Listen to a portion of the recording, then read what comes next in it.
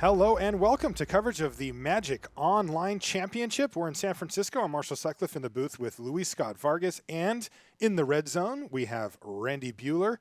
There's Anssi Alkio, one of our competitors here in the feature match area. He's playing against Paul Nemeth. This is Cube. We are in the third round of Cube here. There's Paul, hand on head, already in thinking mode as he plays a Scalding Tarn for his turn. Anssi's from Finland. Yep. Has recently top-8'd the Pro Tour.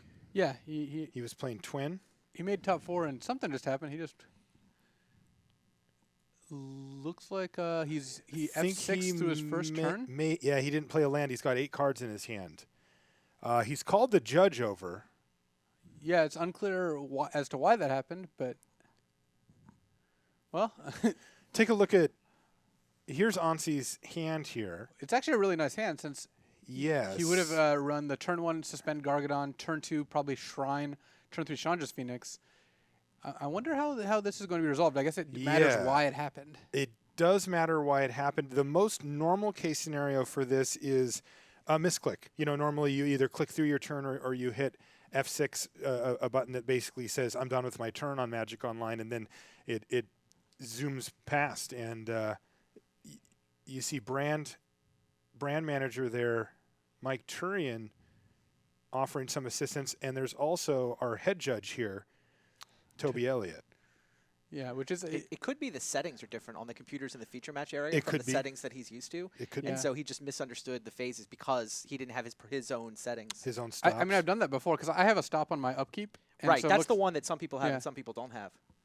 All right, looks like they might be restarting here. I see that there was the match conceded by Alkio, so my assumption here is that means that they are going to be restarting it. You know, there's a few different things that could have happened here, so we're just going to stick with it here as the players get their match rebuilt here. It's kind of brutal for Paul. His hand was Daze, Old Man of the Sea, Damnation. It looked like. And yes. That is one of the better hands you can have against mono red, though. Anssi's hand was also very good. So yeah. I actually think Anssi's favored that game. Okay. Because turn 1 Gargadon, turn 2 Shrine, which Paul is probably going to daze, but then followed up with Chandra's Phoenix into like Lightning Mauler. I mean, that is a pretty good start. So yes, as you know, kind of awkward as it is to restart, both players' hands were good. Anssi's actually was probably a little better, so I don't think it's that big of a deal. Okay. It would have been cool to see that game though. Their hand was nice. Yeah, it did turn out. The problem was with stops on the set on the feature match computer. Oh, okay. It actually had 0 stops at all. So, yeah, that is completely not his fault. Just skipped his turn completely. Yeah. So, that is a very reasonable reaction from Anssi.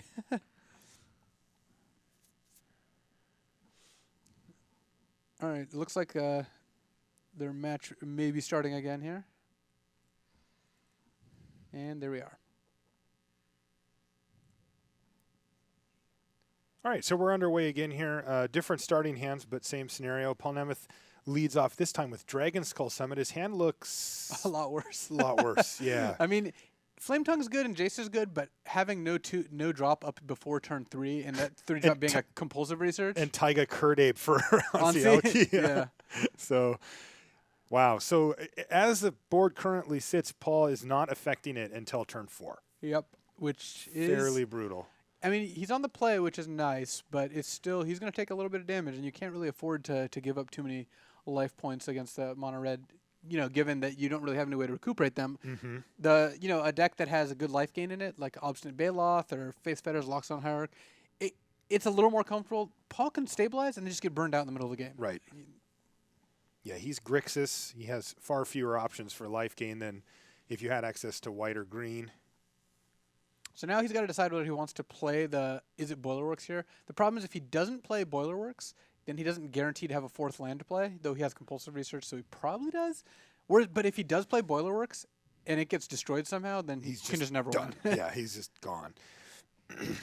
The bounce lands, as they call them, or Karus in the cube, carry with them a certain level of risk.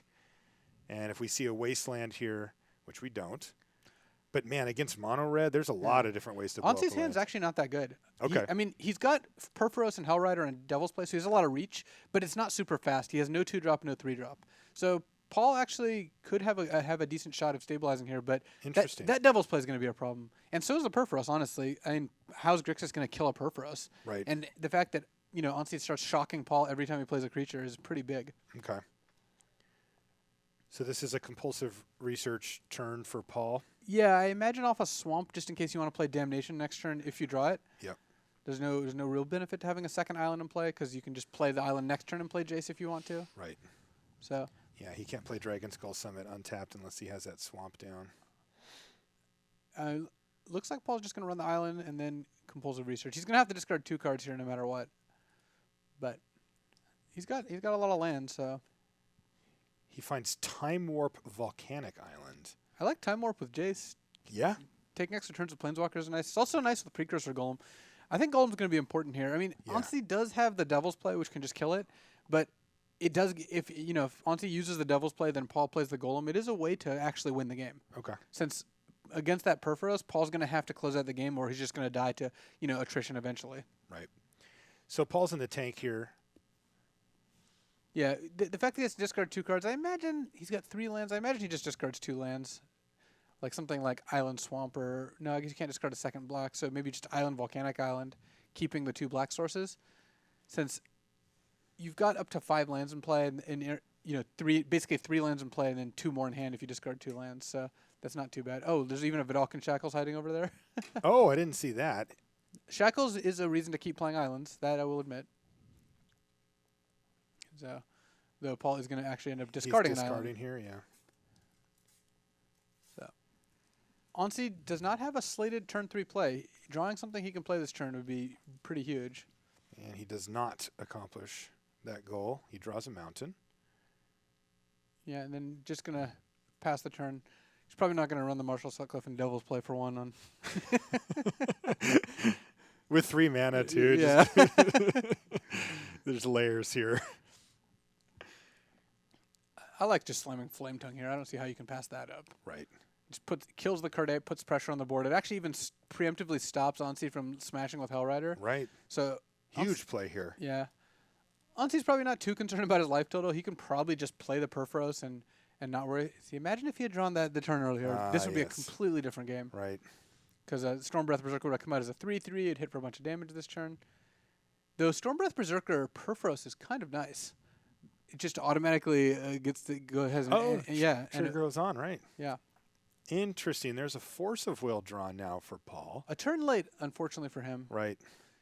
But he still has the pretty good play of just smashing for 4 and playing Precursor Golem with Force of Will backup. Though Force of Will doesn't actually protect Precursor Golem all that well. Right. Because what Paul really wants to do is get to attack and then cast Time Warp and just finish the game. So I imagine that Precursor Golem is part of that. This game's actually looking a lot better for Paul than it looked like it initially would. Yeah, this is a very strong line. I mean, Anssi must deal with Precursor. He doesn't know that. This basically time walks Anssi because now he gets to cast. He's got to cast Devil's Play to kill all the golems here. Right. Although I guess Brimstone Volley actually does the trick. So I actually kind of like just casting Brimstone Volley here because if he Brimstone Volleys, he can also cast Stormbreath Berserker and it comes out as a 3/3. But looks like he's just going to run the Devil's Play instead. Paul can save one of his golems if he wants with Force of Will, but it will not save the other 2. It also doesn't give him a 2-turn clock here. Yeah. Where he can save 1, hit you, Time Warp. It gets him pretty close. It does get him I might have been close. tempted to save 1, hit for 7, Time Warp, hit for 7. Put you to 2. Yeah, I guess Paul, let's see, he does not have much burn in his deck. He's got a Inferno Titan, and he's got a Prophetic Bolt. So he doesn't have, a ton of ways to actually convert 2 into 0. This looks decent. The fact that Paul has Force of Will and Dissipate ready means that he can stop Anssi from doing too much. Dissipate would have been a pretty good answer to Devil's Play if it got down to that point. Mm-hmm. So Paul can also play Jace this turn, but with a Perforos out, the Jace isn't going to last very long. So you could just use it as a way to draw a couple cards. I imagine just minusing the Jaces just ends up being the best. You also want to hit land drops here.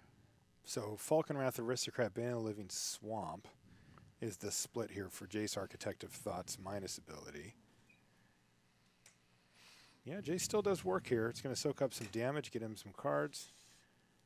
And the split is Bane Swamp and the Aristocrat in the other pile. Yeah, Aristocrat's the most powerful card here, so I think splitting it like that is for the best. I mean, this can help set up Paul as well, right? Yeah, because Anssi doesn't know that Paul has a time warp, so Paul could very easily just steal a win by like playing Aristocrat, hitting for 8, then next turn casting time warp. It looks like he just took the land though. Just he wants to make land drops, I see. and I can't really fault him for that. The real question is whether Paul goes ahead and Force of Will's Hellrider. It does a lot of damage. I would not be surprised if he ended up doing that. Yeah. Now, is Paul's only other blue card left the time warp? Or He has did a have Dissipate also. So Right, dissipate. I like force pitching Dissipate, and then it looks like he took the Falcon Aristocrat. Sorry. Oh, he Because did. he had a swamp already. So Okay. I like force pitching Dissipate here, and then that opens you up for next turn playing Aristocrat and attacking, or playing a Shackles depending on what else Anssi ends up playing. Getting hit for 6 here and losing or getting hit for 4 rather and losing Jace kind of sucks. He does not know. Paul doesn't- Yeah, he doesn't know that Anssi has another creature regardless. Right, and it's also quite a nice one if the Hellrider does resolve. Though if Anssi gets Hellrider countered and then plays the Berserker, Yeah. he can kill Jace, but then the Berserker comes into play as a 1/1, I guess. Right. So let's see. Paul really has to go in the tank here. I think not Force of Willing Hellrider is just way too risky. That card is too scary. Yeah. So Paul does so. And out comes Berserker. So actually, yeah, it can't trigger itself with Right. He needed Hellrider. So he's just going to kill the Jace, which I think makes sense. But you got to be happy if you're in Paul's seat there. I mean, Yeah. that whole flurry ended up with Anssi using up one of the activations from Perforos to kill Jace and a 1/1. Yeah, and then now Paul actually has a ton Wow. of good options. He can smash for 8. He can play Shackles and steal the Storm Breath. He can Necrotol away the Storm Breath. It looks like he's not playing Falcon Wrath Aristocrat here. So I would lean towards just using Shackles rather than Necrotol, because Shackles can't steal very many big things, and No. Necrotol can kill anything. Right. Shackles can only take something with 2 power. He's going to time warp right now. All right. I mean, you get the guaranteed 4 off Flame Tongue, which is nice. So I guess Interesting. actually because you have Falcon Wrath Aristocrat, it makes sense to just time warp and then play Aristocrat and force the chump and put put Anssi to 4. This drew Teferi. Teferi's kind of cool. So yeah, I like bashing him actually instead of Teferi. Because now you've got an indestructible Aristocrat ready, since even if Anssi has a way to kill it, you can sack Flame Tongue. And you're playing against a And Ansi's green-red at deck. 4. Yeah, there's not a ton of answers he's got to have here. So things looking very good in game 1 for Paul Nemeth here. Both of these players are 1-1 in the cube draft. Yeah, and they're fighting to see who escapes with a 2-1. Which I mean, a 2-1 you can't be too unhappy about. A 1-2 obviously you're not very happy about. So Right, big difference. this is a big round. I mean, all the rounds are equal. Like it actually doesn't matter what which round it is or whatever. But it is what your emotional state is after going 2-1 and 1-2 is very different. Yes. All right, here's Flashback Devil's Play. Forcing the sacrifice of a Flame Tongue, and then still with a Falcon Wrath Aristocrat in play now, which is about to get Searing Blazed on Paul's upkeep. Though Paul has the the tech play of Flash into Teferi, sack it to Aristocrat. Oh, no, So- he does. So this is just a huge blowout. Yeah, what Anssi really needed to do was just cast Devil's Play, then in response, Searing Blaze the Falcon Wrath Aristocrat. Yes. That plays around counter spells too. Oh, Okay, or not. Well, I guess that's he does have he's got 1, 2, 3 blue mana. yeah. He had enough blue. So he just didn't see it? I would assume so, or he clicked through it. Because it was lethal, right? I mean, Yeah, it was lethal. So I mean, Ansi is still going to probably die to Teferi, but no, I guess he won't because Siege Gang command. Well, Ansi's on 3. how much damage is this? Well, that's 8 damage right away. Right. So this game actually could just no. just completely turn around. Wow. Because flashing into Teferi now for Paul is just not that exciting. So Paul can flash into Teferi and he can shackles the Siege Gang and he can attack with Teferi. It forces a chump. Yes. Paul's at 6. This is going to be close actually, because Siege Gang commander can't sacrifice itself. Yes. And Paul can put Ansi to 1 basically. But Okay. And leave him with just a few tokens left. And Paul Yeah. also has Necrotol. Domination doesn't do ton. So Perforos we have to keep in mind as well here, though. yeah, it's Not only does another big token hit do it, but also he can pump his team. He's got a ton of extra mana. And also Perforos, with any 2 red mana symbols is live. So yeah. I don't think Siege Gang's gonna be on Ansi's side of the board at the end of this turn, but Good but point. Perforos was getting close to being active. Yeah. yeah, but he can still also just use Perforos' activated ability if Paul gets sloppy here. Yeah. Like haste creature, attack you with my 2 tokens, activate. So Paul could just And kill. attack with Teferi. Ansi probably trumps with a token, but if Ansi blocks with more, you can flash in Necrotal to kill a blocker and then have Teferi live. Right. So I like starting by just attacking with Teferi here.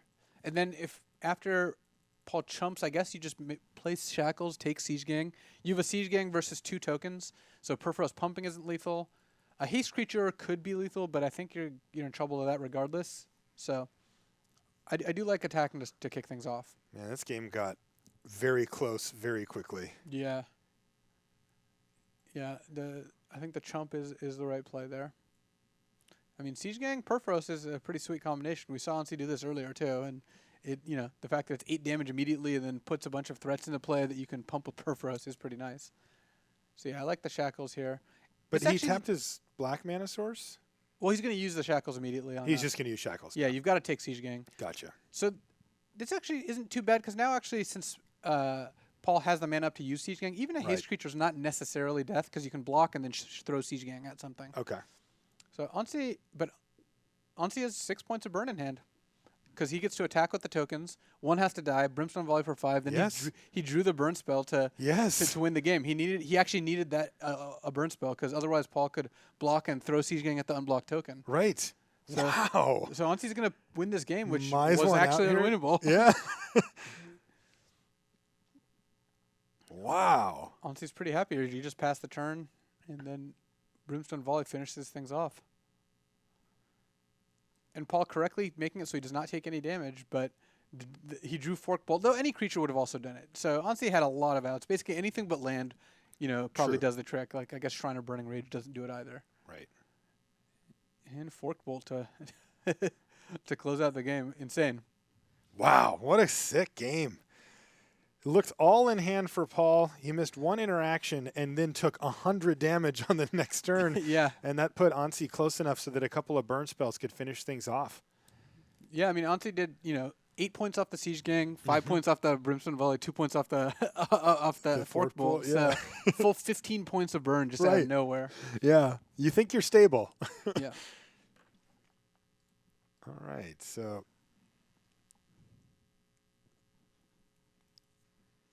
And we're going to jump back into this one once players are done with sideboarding and see if we can get some more flurries here. Welcome back to the booth, guys. Marshall Sutcliffe. Here's Luis Scott Vargas. Randy, how you doing over there in the red zone? A lot going on. I'm definitely queuing up some replays. I don't think we have Okay. time between games, but I We did do want not, to yep. follow up on the draft that we watched. Mhm. Gabrielle Rogasner took that round over Bing Luke. Bing went 0-3. oh wow. Yeah, Bing 0-3'd with the deck that we watched him draft. So not sitting in a great spot as he heads into the lunch break. All right, thanks, Randy. Yeah, we knew that deck wasn't very good when we drafted it. You gave it a 4 out of 10, and you said you were being perhaps generous with Yeah. that. It was not a clean archetype type build for Cube. Yeah, he was hoping to bing a win or two, but he was not able to. All right, so let's see if these players are good to go. Not quite yet. Looks like they're still boarding, though. I mean, Mono Red is one of the matches where you board the most. And actually, if I want to take a look at Paul's sideboard, since his sideboard is the one that's more irrelevant. You mean against Mono Red? Yeah. Mm-hmm. So he's got, Lightning and Persecute, which are not exactly what he's looking for. He's got Slagstorm, which if his mana base supports it, which it kind of doesn't, it could be really good. But he could always change his mana. He could always take out some swamps or take out some islands. He's also got Knight of Infamy if he just wants a cheap blocker. And that's about it. He does not have a ton more else that he can sideboard in. So Slagstorm is the most interesting card he's got in his board. Okay. Whereas Anssi is probably not going to board much. I mean, Paul's deck is exactly what you expect to play against in Cube. So if Anssi is not main decking all the cards against that, then I'm not sure what else he can do. Maybe he's got a Red Elemental Blast, but there's not a ton of cards that you're going to end up siding in that particular kind of matchup. Like Ansi's got Well, he does have Red Elemental Blast, so I guess that literal card he does have to sideboard in. Okay. Past that, I mean, there's not a ton else. He can board in a Pithing Needle because it stops Shackles, though it doesn't stop it once it's already tapped. And he can also board in it can also stop Jace Architect of Thought with it. Okay. So Got one other result for you while we're waiting. Valeria Villanueva over David Kaufman. So the red decks are now 2 and 3 with Anssi trying to level them at the mere 500. I just heard Cuneo fold his arms in front of him and smile. they were already folded. Yeah. All right, so it looks like we're ready now to head back down to the feature match area where we're going to get game 2, Paul Nemeth versus Anssi Alkio. That was a heck of a finish to game 1. Let's see if we can get another sweet game out of these two. Island for Paul starts things off in his hand. A little sketchier than last time in that he does not have a play till turn 3 except for Forcible, but he also doesn't have a third land. Right. Honestly, suspending Gargan on the turn it was meant to be suspended. Mm-hmm.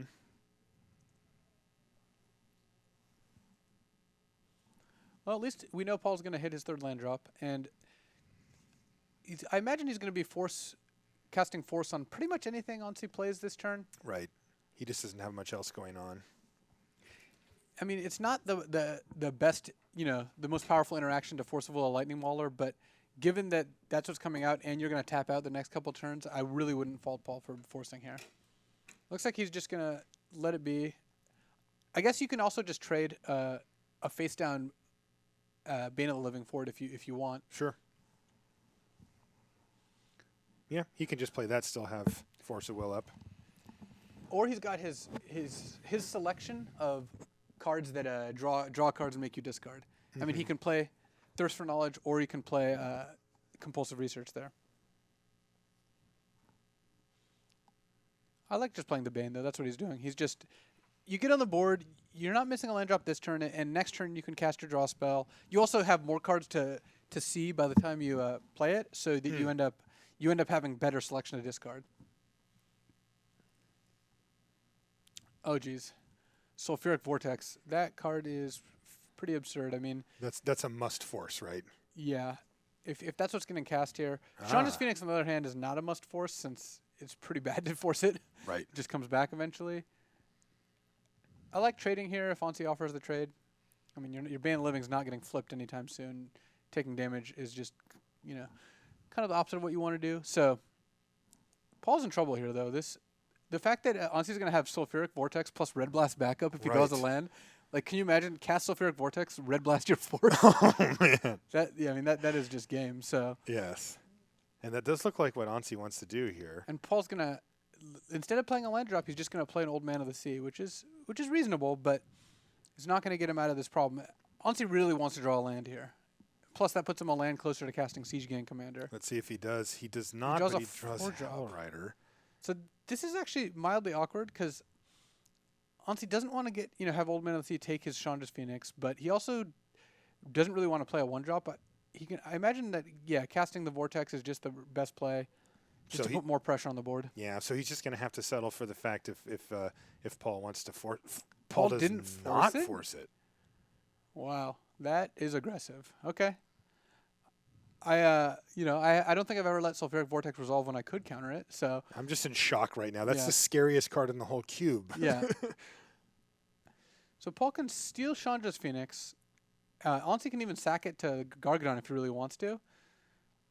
And Paul does have a Daze. Daze is actually a pretty good card to draw because Ansi's missed a land drop here, but right. Paul's under a lot of pressure, and once the Vortex comes out, you're under a really, really fast clock. He does find 2 pretty perfect lands here, though. Bad lands, he's going to ship away the Scalding Tarn. Yeah, I like discarding Tarn because it makes you pay life. Right. And then passing the turn. But the damage train is going to start rolling here. Yeah, and I would have been tempted just to take Chandra's Phoenix main phase. The problem now is if you try to take it and Anssi in response kills Old Man of the Sea, then you never get control of it and it gets to attack you untapped. Whereas if you take it on your turn, Anssi untaps. Phoenix doesn't because it's under your control. Right. And then if he kills Old Man of the Sea, he does not get to attack with the Phoenix. Because it still stays tapped. Yeah. So haste or not. Paul might be opening himself up to a little bit of damage here. Though he does have 2 counters in his hand, so. All right, it looks like it worked so far. Yeah, but it has haste, so Anssi can just kill the Old Man of Sea on his main phase too. Yeah. It's like the same thing. And Anssi actually finds a land here, and yeah, looks like he's going to line up a Brimstone Volley here on Old Man. And Paul can't even daze it. So if Paul forces it and then Anssi Red Blast, then Paul can daze it, which is kind of nice, actually. Yeah, it is kind of nice. Yeah, Anssi properly playing as well. He made sure to play his land first for this scenario. So this actually doesn't work out too badly for Paul because he gets to use his daze for pretty good value, but he's still not in good shape because there's still Sulfuric Vortex in play, and then now's a Gargadon on 6, which is not a ton of counters. It's a nice little stack, though. Yes. Also sets Paul back a land drop here, which could matter for sure. I mean, he still has like some kind of expensive stuff floating around in his hand. There's a Time Warp and a Prophetic Bolt. Prof Bolt is a card that, gives me hope that Paul can pull this out, though, because Prof Bolt does a decent amount of damage. How is he going to win, though, through that Vortex? He's Grixis. Like, he doesn't even have a way to... Well, he's going to race. He's going to attack with Phoenix. He's going to Prof Bolt Ansi's face. He's going to cast Time Warp. Okay. As someone actually in the chat pointed out, you can Time Warp Ansi to make him take more damage off Vortex. That's pretty sweet. If that happens, that'd be awesome. Time Warp to shock your opponent. I like that. But the fact that Paul, is going to eventually have to deal with this Gargadon is trouble. Yeah. He does get to terminate the Hell Rider before it attacks, which is nice. We see a little tank out here from Paul. He's trying to pretend like he's got a counter spell. Yeah. But yeah, I would advise terminating it before it attacks. Anssi is nearly immobile. He's just a Magic Online machine. Yeah. All right, Gargadon goes down to 4. And then Paul goes down to 9, hits Anssi down to 11. Paul really needs to draw a land this turn. If he draws a land this turn, he can keep Prof Bolt up, and then he can cast Time Warp and then cast Inferno Titan. Okay. But if he doesn't draw a land this turn and the spell he draws is not relevant, Anssi could potentially play a Siege Gang next turn, which would be real tough for him. So Paul, with his Grixis control deck, looking to race the nearly mono red list from Anssi Alkio here. Oh, Ansi's just going for it. He's actually just Gargadoning Paul out to try to win the game. Oh, because it actually just wins on the spot, right? Yeah. With the all right, that's good beats. Vortex. Yeah, I guess you just go for it, given that Paul's got 3 cards in hand and only 2 blue ups. Yeah, so. he needs like Into the Royal or something like that. Yeah. So it actually might have been worth it for Paul to let Hell Rider attack and take 1 point off it. I see. Because then Anssi could not Gargadon you. So actually that even looks even better, given that Ansi's just going to run it. And Anssi has no fear whatsoever. Well, he's got fear, but he's decided it was still worth it. Yep. And during his upkeep, the 6th damage or whatever from Sulfuric Vortex means that Anssi Alkio wins the match kind versus of some Paul. miracle game 1 there for him. So he's got to be feeling pretty excited. There's a hint of a smile there. Pretty excited for a robot. Look at him. I just want to see his reaction again when he skipped his first turn. Yeah, that was actually kind of great. I mean, I'm glad they fixed it, but it was kind of funny. I'm just glad they got it fixed. Welcome back to the booth, guys. Marshall Cycliffe here with Luis Scott Vargas. So some interesting matches there for sure. A lot of back and forth. And that's going to wrap up Cube for us in the feature match area. We've got a lot from Randy, though, who he's waving at me. That means he's ready to go in the red zone. I am. I've been watching, in particular, the 2 matches at the top of the Swiss. So we're trying to see who won these drafts, right? They're 2 pods of 8, so we've got 4 undefeated players coming into this round. We're down to 3 undefeated players. One of those matches is over, and that's the one I'm going to show you now, and that is the match between Thomas Glied and Dmitry Budakov. So Glied, recall, is playing the green-red ramp deck. Dmitry is playing the super sweet blue-white control deck after, I think, mine and Luis's hearts. I think we'll just watch how this plays out. Orcus Lumberjack runs into a Swords to Plowshares. Fauna Shaman comes down on 2/2 for Thomas. Here's a land tax, but it's not actually active. And it's Awakening Zone, if I recall, that does the real work here as the ramp spell for Thomas. These guys are 2-0, trying to be one of the last 2 3-0s. Oh, wow, Chandra picking off a Flicker Wisp is pretty nice. And Awakening Zone making guys. Chandra ticking up. And right now, Tomas is very carefully playing around land tax. It looks like he's not going to let Budakov ever trigger it. Yeah, that's exactly right. And he's accelerating his mana with the Awakening Zone to set up Terastodon. Wow, so he took out the one island and took out 2 of his own lands. So that's one way to play around land tax, is to turn your lands into 3/3 elephants. That works, right? And yeah, that worked well enough that the game just ended. So Awakening Zone fires into a Terastodon, and there you go. Thomas Gliad takes a 1-0 lead in this match. Now I will go queue up the other game. The next game. I'm really surprised by the decks we see in these undefeateds as well. I mean, I was not expecting it to be green decks and white decks, but that's basically what we have. Did Hannes Karim win his 3rd round? They're still playing. They're still That's playing. the other match I've been watching that I've got. We'll go through that one game at a time. So here is the next game between Dimitri and Tomas. All right, let's see if I can get the camera down onto the match itself. There we go. Is it better if I step through these? I can try stepping through them sort of one action at a time. Lotus Cobra versus Apocryphite. Ratchet Bomb comes down from Dimitri. Little combo, blow up your own Apocryphite. Profit. It's not bad. It's probably the play, right? Apocryphite's going to attack. I think Chandra's going to get to the Apocryphite before the Ratchet Bomb does.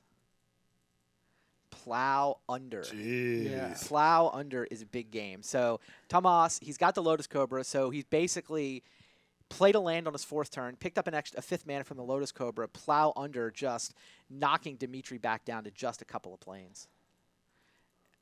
Chandra is attacking Dimitri. Celestial Flare does kill the Lotus Cobra. Apocryphite's going to try to keep Chandra So it looks like intact. Tomas is looking to Ratchet Bomb away the Chandra. Here comes the Acidic Slime. Just we talking about this as a ramp deck from Tomas, but his ability to just mana deny is also super strong here. He just kills the Ratchet Bomb, so he's plowed under. Oh, what did he kill? Oh, he killed the Ratchet Bomb, which then Dimitri chose to blow up his own Apocryphite. Yeah, which seems very correct, because now it comes back in as a 4/4. But look how far ahead Thomas manages to get thanks to the plow. A little bit of Lotus Cobra, some Wall of Blossoms, some Fauna Shaman, some Pentad Prism, because we need more mana. Dimitri has a Baneslayer Angel, though. We can get right back in this, right? Baneslayer. That Fauna Shaman's going to do something. What do you think? Let's see what happens. Why is all the mana tapping? Oh, no. What phase are we in? Bonfire. Bonfire of the Damned. That's For 4? Because you got the Chandra. Bonfire for Ping 4 you. to put 4 damage onto the Baneslayer so that Chandra can finish it off. Down goes Baneslayer. In comes the team. Apocryphite does come back. So that wasn't a Miracle Bonfire. No, though. that was 8 or 9. That was 9 mana for Bonfire for 4. The hard way. Yeah, no, Bonfire for 4 the hard way. I thought it was draw phase at 2 for a minute there, but no, he had the 9 mana that he needed. I mean, I guess he would rather have had 11, but okay. Tamio is going to lock down Fauna Shaman. But now here's Bloodbraid Elf, and Bloodbraid Elf went, and you can't see it on screen, but it did get, it got a Thunderscape Battle Mage, the Thornscape Battle Mage, which doesn't actually do anything here, the haste from the Bloodbrain, and the Acidic Slime. This is enough that Dimitri just packed him up. And so there you go. It is Thomas Glied who goes to 3-0. He wins that pod. Dimitri got to the finals, so he's 2-1, but Thomas Glied will be tied for first going into the lunch break, sitting on 3-0. I'm watching one of our matches. It's still outstanding. Oh, great. Hannes Karem is playing Rune Anderson. Yeah, I've got the replays queued up, but we can't watch a replay until the match ends. So Rune's going off by bouncing his own Kozilek with Trade Rider. Yeah, so. this just seems disgusting from the board state. We can queue it up if you guys want to see a massacre.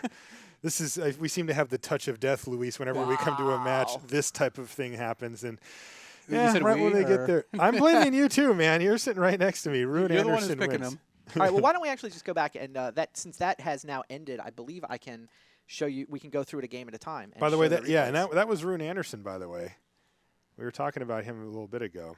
Yes. Ruining Hannes' dream of 3-0. He ruined it pretty good, yes. All right, so Hannes Karem, recall I've got this game up. Now let's go back to the beginning of this match. So this is game 1 between Hannes and Rune Anderson. Rune Anderson, recall, is the Legacy specialist. He basically only plays Legacy. He qualified for this tournament playing a Sneak and Show deck in Legacy. So what did he draft? Pretty much a Sneak and Show deck. It's more of a Sneak and Rofalos deck, but Sneak and Rofalos has gotten him this far. Here he is in the finals of the pod, playing against Hannes Karem. Hannes, an Oust, and that sword is going to get some work done here. Sword on Porcelain Legionnaire. He can actually hit and use the sword trigger to kill Garrick. Yeah, I wasn't sure if is that how he actually did it? Yeah, that's what it looks like. Yeah, Haroon down to 15. So game 1 looking pretty good for the White Weenie player here. Courser does come down for Rune. So the 2 decks that did the best are Green Ramp and Green Ramp. Maybe. Interesting. Yeah, we're seeing the cards being revealed from the Courser. I mean, Rune is facing Mirror Entity Sword, but he's fighting the good fight. Like, he's managed to get a Consecrated Sphinx down.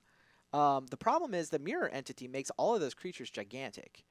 So Mirror Entity wearing a sword plus Porcelain Legionnaire, he's got to just stick the Courser. That's lethal if you Hannes taps 6 lands. That's 2 6/6s and a sword. That would have been lethal damage. So Courser steps in the way. Hannes is going to go ahead and pump all his mana just to make the Legionnaire hit for 6 and drop Rune to 8. Make a mana from the Coalition Relic. Arbor Elf doubles up on the Fertile Ground land. Kozilek. Just cast it. Just 10 mana, casually. We've seen that a lot today. We have both of these decks in the finals have Kozilek in them. Kozilek is the castable Eldrazi. Yes. Consecrated Sphinx draws a Johnny. That at least forces the chump block of Consecrated Sphinx, is my guess. Yeah, I think that's how. And how about a Spear as well? Let's make everybody even bigger. Yeah. So that's 4 power. Oh, is that? Yeah, 4 damage. Rune has 9 cards in his hand. I think, and he's got like a million mana. I think he's about to be able to do something. His Arbor Elf's also untapping a Fertile Grounded Forest, so yeah. he's just fully going off at this point. Kozilek. You get the Flagstones for Trocaire. It's a little bit of value for Hannes.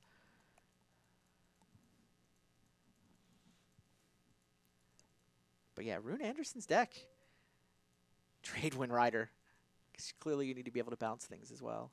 Borderland Ranger's just going to stop the sword from connecting. Student of Warfare is going to try to apply pressure. Yeah, this looks like a losing battle. Yeah. Kozilek is doing Right exactly on what his cue. ability says, annihilating him. All right, so that was game 1. I'm pretty sure this went 3 though. Let me queue up. You know, we do have a live game outstanding still do we? as well. Yeah, I see Gideon getting into the red zone, and I'm not talking about the Gideon you think. It's Champion of Justice. What? Yeah. Marshall, do you want to go ahead and watch the live game that's about to end? Yes. Well, we only have one to choose from, so yes, yes, I do. All right. I've got it queued up now. There's a Wormcoil engine that has Faith Fetters on it, but unless he can find something to jump in the way of Gideon, this one's about in the books. So Marshall's going to continue his streak. I like how there's one match left. We go to it, and it just immediately All right, ends. guys, let's go ahead and watch this match. Oh, no, lethal just happened. Yeah. Hold on, wait for it. Yeah. We're not actually there yet for you guys anyway, but lethal's about to happen. All right. Well, I've got game 2 between Hannes and Rune if we want to see how that pot plays itself out. All right, why don't we go to Randy for and right on go. time Right we get on the winner. cue. Let's go over to the red zone with Randy. So here's game 2, trying to see who wins this pod. Hannes Karem with his White Weenie deck leads with the Student of Warfare. And Rune leads with turn 2 Rofalos. Imposing Sovereign is going to slow him down a bit. Yeah, Turn to Rofellos is pretty tough Look to what beat, just happened, though. though. Turn 2 Rofalos, go into turn 3 Thran Dynamo, runs it into a Mana Tithe. It's even a little... The thing that's a little more even unfortunate is that here comes the breeding pool that he was planning to play tapped. He had not played a land for the turn, because why would he? Why would he pay 2 life? But yeah, it turns out Hannes had the Mana Tithe, like the one card in the format that would punish him there. And now here's Spear of Heliod, so that's a lot of damage. That's 7 coming across, and Runes finds himself on down to 7 life already. This is about the best draw Hannes can get, I think. Well, he could have an Armageddon next is probably the only thing that makes it even better. Yeah, but the super fast draw plus the Mana Tithe is a pretty nice place to Yeah, start. and Imposing Sovereign, it doesn't hurt either. That suddenly made both the Courser and the Trade Wind come into play tapped there. So, And so this is just lethal, isn't it?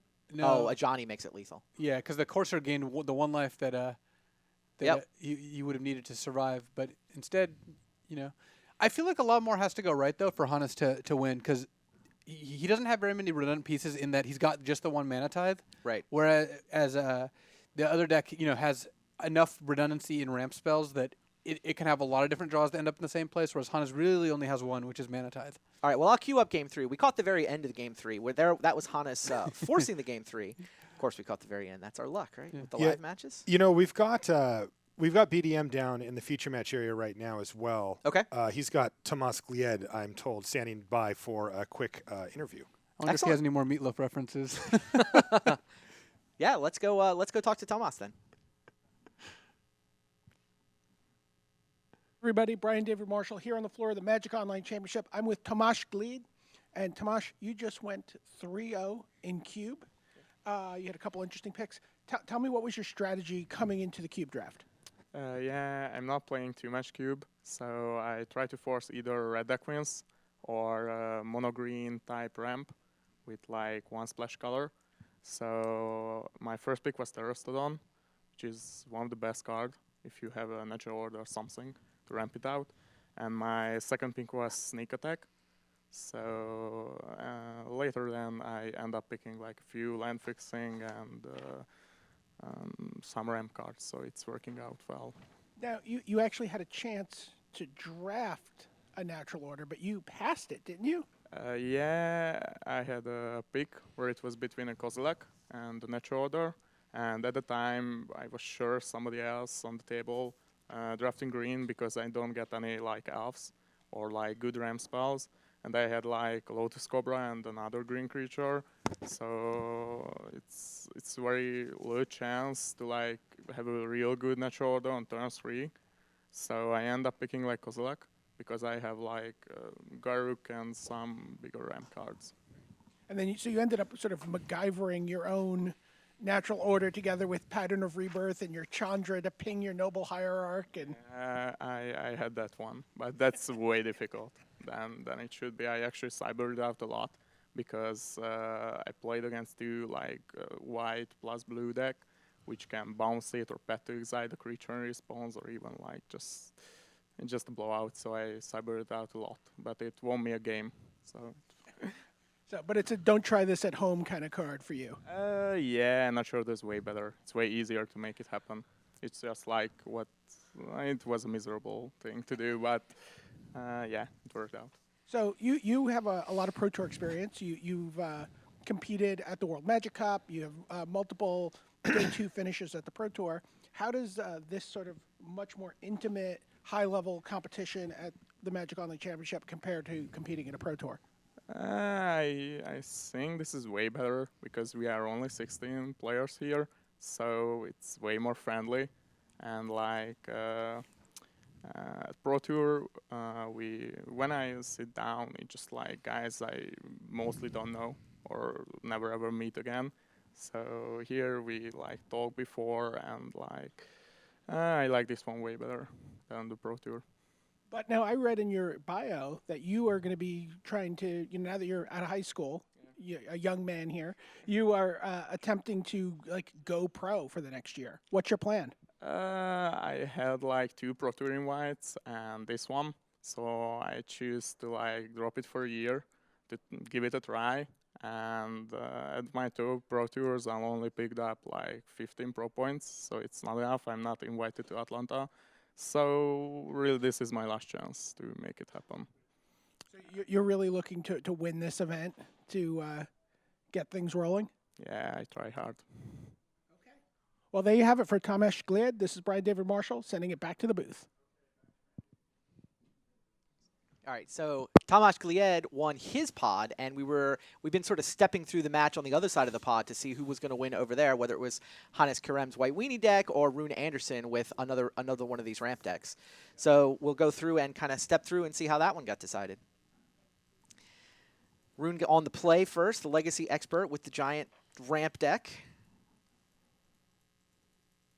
Here comes Wood Elves for another land. Knight of Glory, Hannes Karem trying to do what White Weenie does. Getting in some damage, getting some early drops down. Thran Dynamo from Rune into Garruk, the Relentless.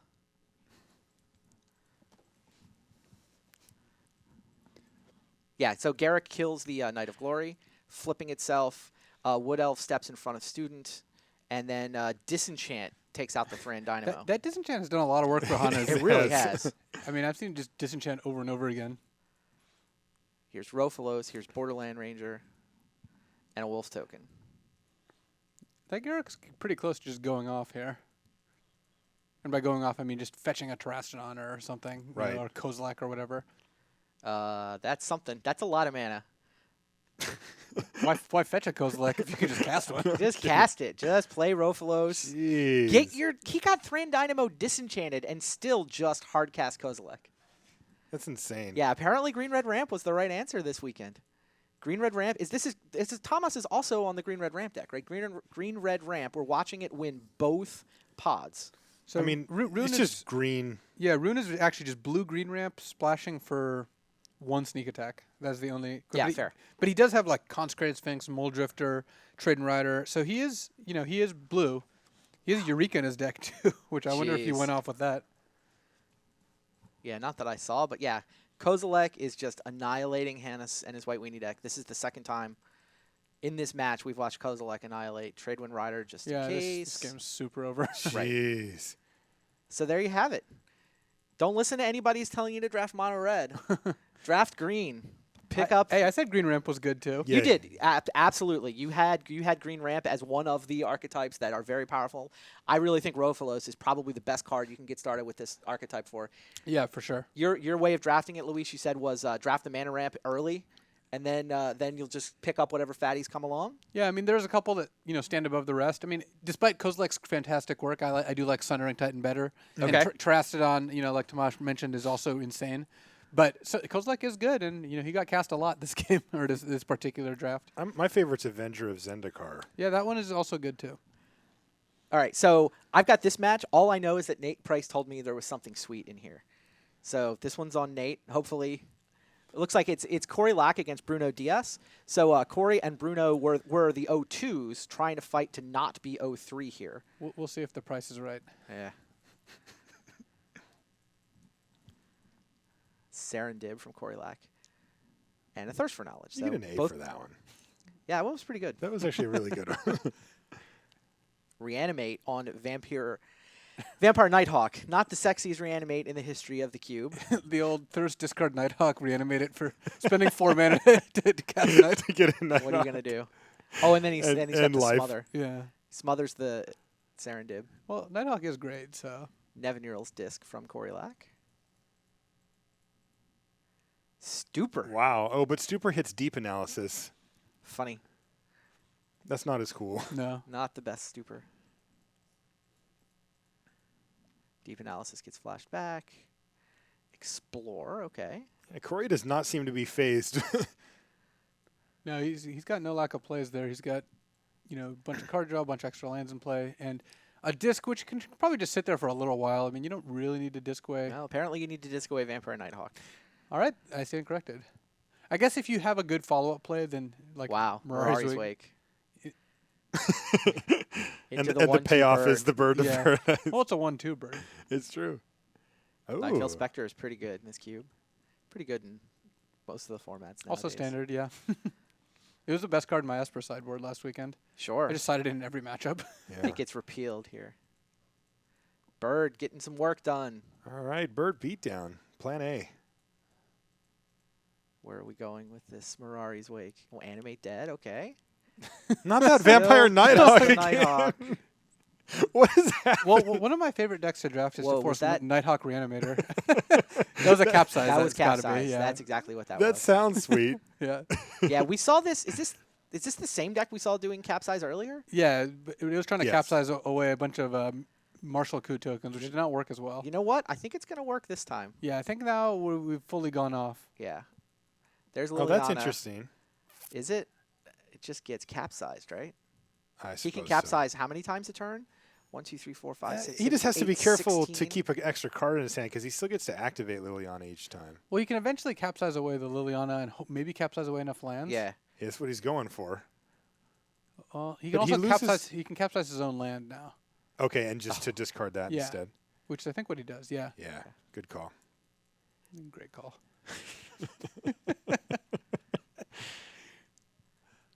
He's turning up. So he's capsizing 3 times now. And he Volrath Strongholded back Serendipity to block Night the Veil Night Veil Spectre. This is Spectre. a funny game. This is a weird game. Yeah. Nate is not wrong. Capsize. Capsize. Oh, Hero's Downfall pointed at the Serendip. And it got It capsized. And got it just- capsized to save it, just to fizzle the Hero's Downfall. But Night Veil Spectre goes in. Voice of... He can't Resurgence. cast that, can he? No. Okay. Liliana is back. Liliana says discard. Discard the Serendip. There you go. Yeah, there's only 1 card in Corey's hand. It is that capsize. Volrath Stronghold back the Serendip. That is the plan. It's a crazy game. He did. This game is weird. This is a weird one. What does Oh, is this going to hit Snapcaster get? Stupor? Yeah, because that could actually get the capsize. Right. Make you discard, make him do stuff, and then Stupor the 2 lands or whatever it is. So he bounced. He just spewed away the capsize to bounce Night Veil Spectre, which then kills it because the Liliana trigger resolves. Because knowing that the Stupor was going to be Right. cast if Right. he didn't do that. Yeah, so Bruno loses his Night Veil Spectre to his Liliana ability. But he ends the game with, But Corey has infinite Ifrit. Serendipity off Right. Volrath Stronghold. and it- it's a 4/5. yeah, so he just killed the Wake. Snapcaster trades for Bird of Paradise. Killed the Wake. Killed Liliana. Or Liliana, because of the Wake, is what I meant. Right. What a crazy game. This is This a is gonna weird get game. there, right? He's lethal next turn. Living Living Death! And he gets we a finally chroma? have a real creature in the graveyard, too. Oh, man. What just happened? The Snapcaster triggers. I don't think that does anything. Wow. Is he going to, like, stupor him? yeah. Oh, man. Corey Lack had the Mirari's Wake Drop you to capsize 1. lock. His opponent, Living Deaths. No. What is What he is this? doing? What is he casting for a 20,000 mana? Is he just trolling? Rude Awakening! With Mirari's Wow. Wake, too. Just for the extra hits. Okay, that was awesome. That was sweet. What a game! Yeah, lines Wow. up the blocks that he can, but that should do it. And as usual, Wow. the price is right. I did call it. Yeah. The price was right. Corey Wow. Lack wins this game, and so he does get his first match win. Bruno Diaz is our other 0-3. Corey Lack sitting at 1 win. That one was Unbelievable. worth it, though. Hey, wow. let's take a quick look at our standings here. We're going to Oh, be great. taking a lunch break for the players, but I want to get you guys a quick glance here at who's at the top of the leaderboards here. Rune and Tamash there at the top, sitting at 3-0. Of course, there's going to be a whole slew of 2-1s here in the early stages of the tournament. Bruno Diaz and Bing Luke pulling up the caboose here. 0-3s out of the draft, out of the cube. Yeah, there's a lot of rounds left. I mean, they Yeah. still have 11 more rounds. Mm-hmm. But yeah, that is a rough start. I mean, anytime you 0-3 a draft, it makes it tough to do well in the tournament. Like that is Right. the thing is when you draft your deck, that impacts your next 3 rounds. That is you can very easily sink your tournament. So. Right. So tough start for those Yeah. guys. Remember, though, prize payouts go all the way down to last place. Last place gets $4,000 here. First place gets $25,000, and there's a nice spread in between as well. So things looking good here from the Magic Online Championship. We're 1 cube draft down. We are going to be bringing you Modern shortly. We're going to have a lunch break for the players. It's 30 minutes long, so the stream won't be on during that time as far as live content goes, but we've got some playback for you in the meantime. We have, from the Pro Tour, Randy did a Modern overview. We're going to be watching Modern coming up, so we're going to get you a chance to kind of get a feel for some of the formats that you're going to be seeing, or excuse me, some of the decks that you're going to be seeing in the Modern format. And there's a few here that probably didn't make it onto onto the Modern overview. Yep. And we've also got a Friday Nights to show you. So please do stick with us. Watch Randy's Modern overview in the Friday Nights video. When we come back, more live action here from the Magic Online Championship.